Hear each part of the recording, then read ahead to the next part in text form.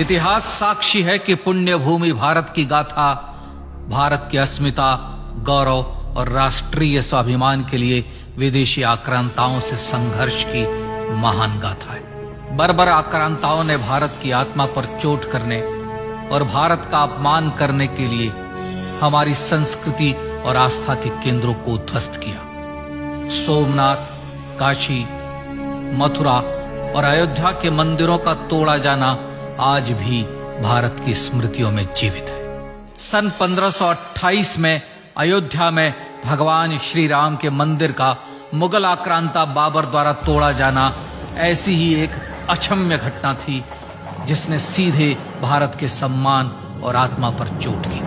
कारण साफ था, अयोध्या के श्री राम के मंदिर पर आक्रमण भारत की आत्मा पर आक्रमण था। जहां हर भारतीय के रोम रोम में राम बसते हैं, वह भारत यह अपमान कैसे सहता। राम मंदिर पर आक्रमण भारत को आहत कर गया था। विदेशी हमलावर अपनी बर्बरता दिखाते गए और भारत अपने आत्म गौरव को फिर से पाने के लिए संघर्ष करता रहा। भारत रामलला के जन्म स्थान पर बाबर के नाम पर बने एक ढांचे को देखता और उसे हटाने का संकल्प लेकर शक्ति संजोया करता। हिंदू समाज आत्मसम्मान के रण में डटा रहा और लगातार हमलावरों द्वारा बनाए गए बाबरी ढांचे को हटाने के लिए लड़ता रहा। सरयू कई बार रक्त से लाल हुई। कभी स्थानीय शासकों ने तो कभी साधु संतों और राम भक्तों ने राम जन्मभूमि की मुक्ति के लिए अपने प्राणों की आहुति दी। 74 बार युद्ध हुए। हम कुछ मोर्चे हारे, पर रण जीतने का संकल्प कभी कम नहीं हुआ। हिंदू समाज तलवारों से रक्त रंजित हुआ, पर उसने हार नहीं मानी। उसका संकल्प अजेय था। 15 अगस्त 1947 को देश की आजादी के साथ सैकड़ों सालों से चले आ रहे इस संघर्ष में नई ऊर्जा और एक नया मोड़ आया। अचानक 23 दिसंबर 1949 को बाबरी ढांचे में श्री राम लला प्रकट हुए। हजारों राम भक्त दर्शन के लिए उमड़ पड़े।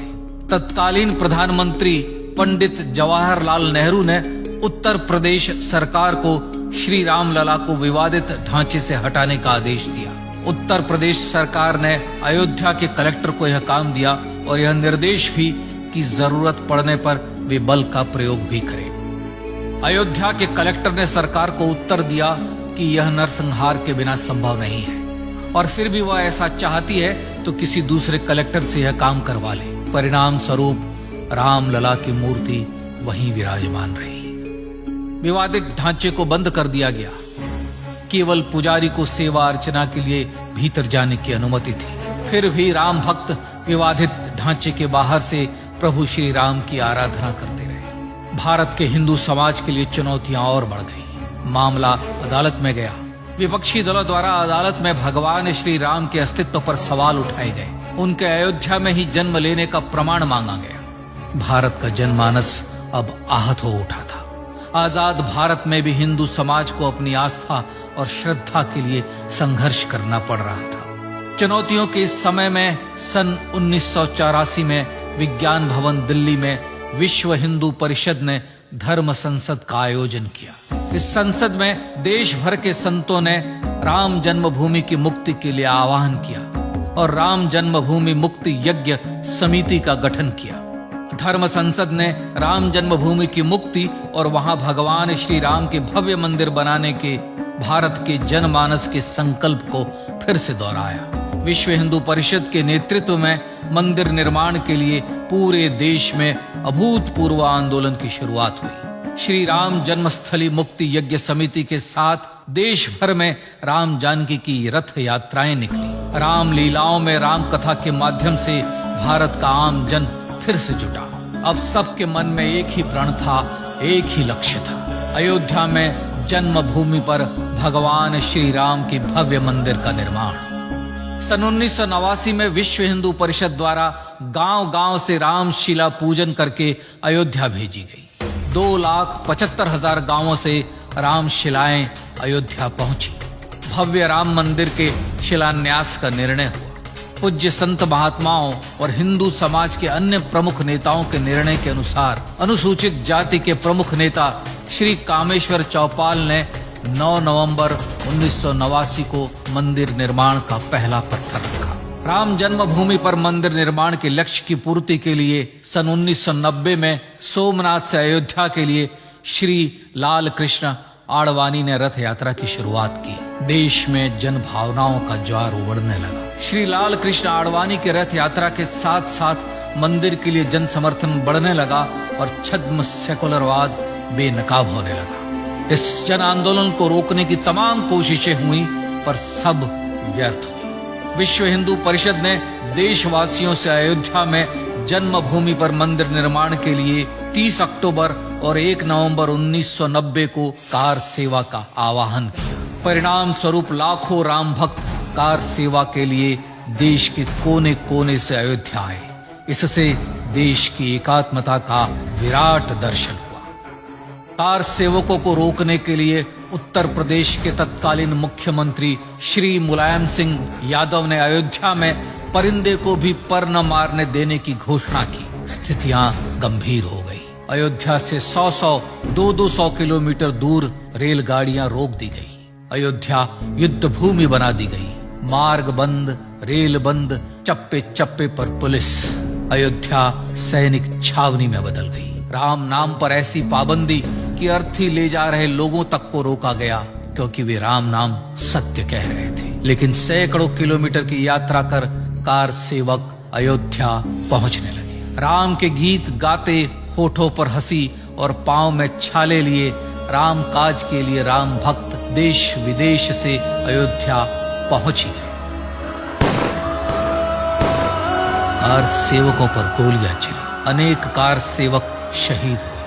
आजाद भारत में जन्मभूमि पर राम मंदिर के लिए कार सेवकों ने फिर एक बार अपना बलिदान दिया, पर कार सेवकों ने विवादित ढांचे पर भगवा फहरा ही दिया और इस तरह कार सेवा सफल हुई। श्री राम जन्मभूमि आंदोलन ने भारत की सुप्त आत्मा को झकझोर कर जगा दिया था। विश्व हिंदू परिषद ने फिर एक बार 6 दिसंबर 1992 को कार सेवा का आह्वान किया।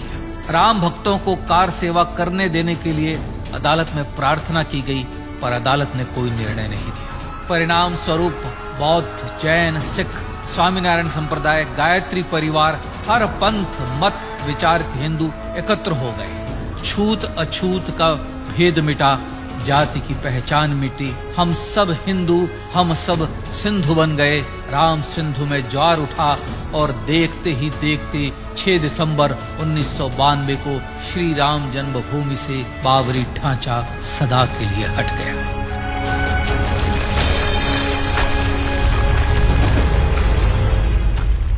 यह क्षण शौर्य, न्याय और सत्यमेव जयते का क्षण था। यह तो धर्मस्ततो जय का क्षण था। पर संघर्ष की गाथा यहां जाकर भी नहीं रुकी।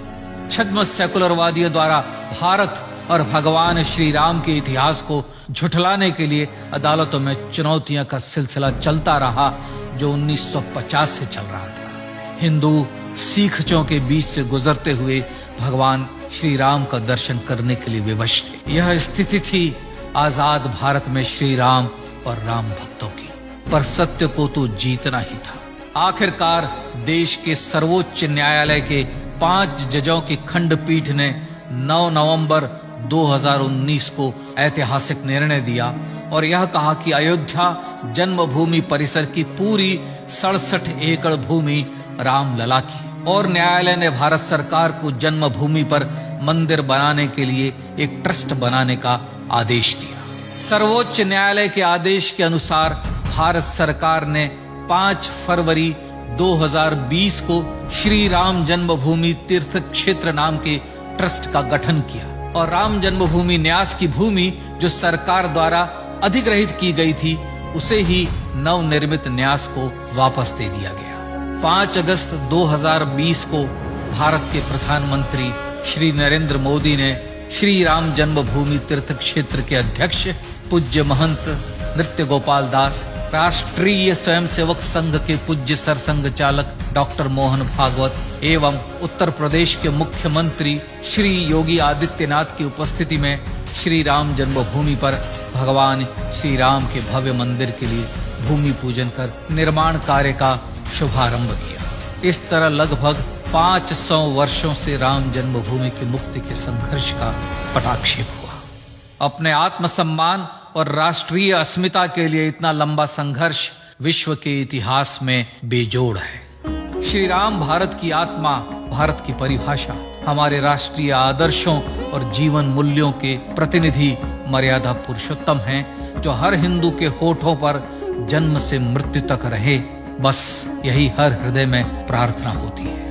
राम भारतीय राष्ट्रीय स्वाभिमान और आसेतु हिमालय से समुद्र पर्यंत तक जन जन को एकात्मता के बंधन में बांधने वाले रक्षा सूत्र है। अयोध्या स्थित श्री राम जन्मभूमि पर बाबर का हमला वास्तव में भारत के स्वाभिमान और राष्ट्रीयता पर हमला था। प्रधानमंत्री श्री नरेंद्र मोदी द्वारा श्री राम जन्मभूमि पर राम मंदिर का पुनः निर्माण न केवल बाबरी मानसिकता का पराभव है, बल्कि संपन्न, सुखी, सुसंस्कृत, सर्वशक्ति संपन्न स्वराष्ट्र का सूर्योदय भी है। यह उस राम राज्य की दिशा में वह कदम है जिसकी अभिलाषा राज राजेंद्र चोल, कृष्णदेव राय, छत्रपति शिवाजी महाराज से लेकर महात्मा गांधी तक ने की थी।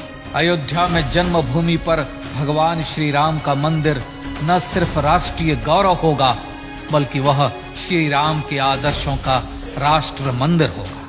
अब वह महान संकल्प पूरा होने जा रहा है। आइए इस राम यज्ञ, राष्ट्र यज्ञ में जिन ज्ञात और अज्ञात भारतीयों ने अपनी आत्माहुति दी है, उनका पुण्य स्मरण कर उन्हें श्रद्धांजलि दी।